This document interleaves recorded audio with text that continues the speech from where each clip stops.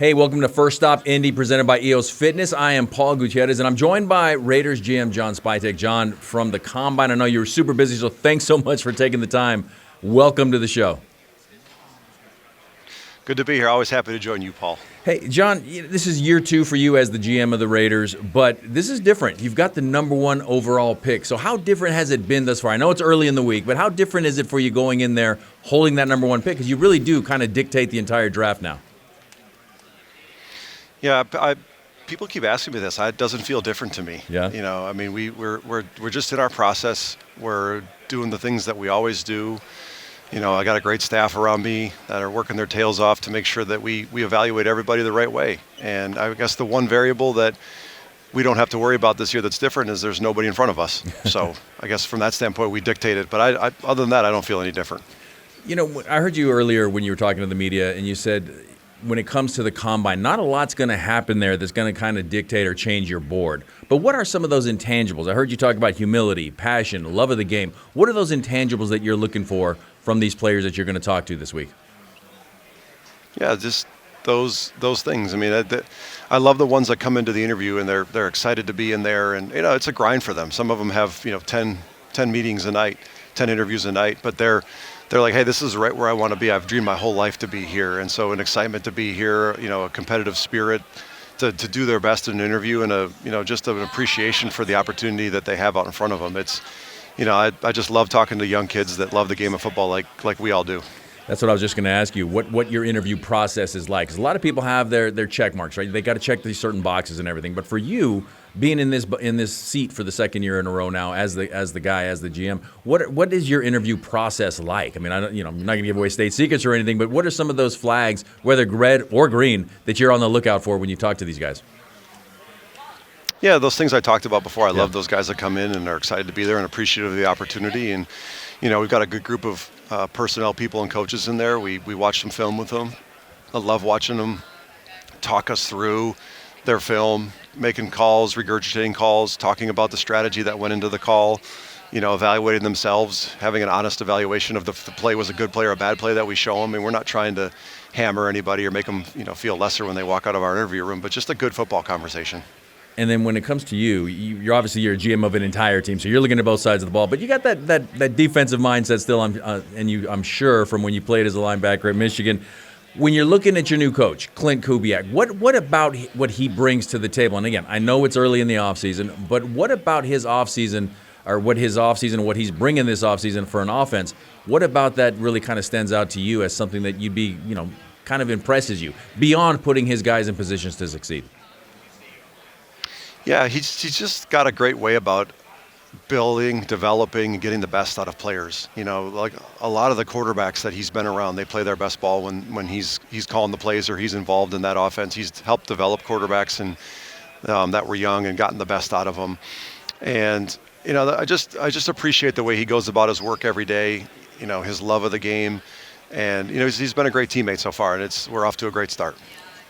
Beyond having that number 1 overall pick, there's a lot of, obviously the Combine is a rumor mill, right? Or the grist that always comes out of that thing. And right off the bat, you were asked about Maxx Crosby, and they said, with all the trade talk that's out there, do you anticipate him being in a Raider uniform at the start of the season? And you answer very succinctly, yes, I do. How would you here and now kind of describe really, I guess, the relationship with Maxx and how things are going with him right now in the building? I have a great relationship with Maxx. I have since the day I took the job, in my opinion. And, I see him come in every day. His car beats mine to the office every single day, like always. And, just like everybody would expect, he's working his tail off to get as healthy as he can, as fast as he can. Okay. And then the other one, obviously, is having that number 1 overall pick. A lot of people are linking the Raiders to a certain quarterback who just won a Heisman, who just won a national championship. What do you look for in a franchise quarterback? A pure love, passion for the game of football, a great teammate, tons of humility, a selflessness to him, a guy that can really connect a building, beyond just the locker room, but really connect an entire building. And, somebody that's going to take the jobs. I mean, there's a ton of pressure on them. There's a ton of expectations, and they're going to hit that, right between the eyes. They're going to embrace it, and you're going to get their best every day. And that it's not always you're not going to win every game. You're not going to complete every pass, but that you are getting their best every day. And I know a lot of connections have been made between yourself and Tom Brady, being college teammates and everything. You worked together in Tampa Bay. But Mark Davis, when Tom Brady first came to the organization, said that his anticipation was, his hope was that perhaps Tom Brady at some point, being one of, if not the greatest quarterbacks of all time in the NFL, could help mentor a young quarterback coming in. If that is indeed the case, and I know that was a couple years ago when Mark said that, from your perspective, what might that look like with Tom Brady kind of taking a role like that as well? I just think he's a great resource for anybody in the building, but probably a quarterback in particular because of the unique vision and style of play and just the way that he approached everything that globally goes into being a quarterback. And he's not going to push everything that he did. He's so curious and open-minded about what it takes beyond what he did. And I think that he's willing to kind of grow with that quarterback, whoever it is. And it doesn't have to be a rookie. It doesn't have to be the first pick in the draft. It can be anybody.